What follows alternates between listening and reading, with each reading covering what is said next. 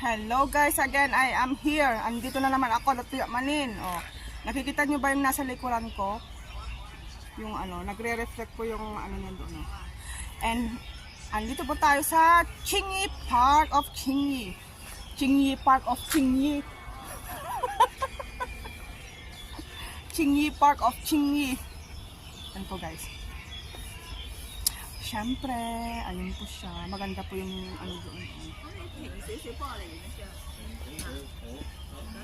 May nag-ano doon sa kabilang bangya, may nag-picture doon. Kaya yung ano view doon. Yun.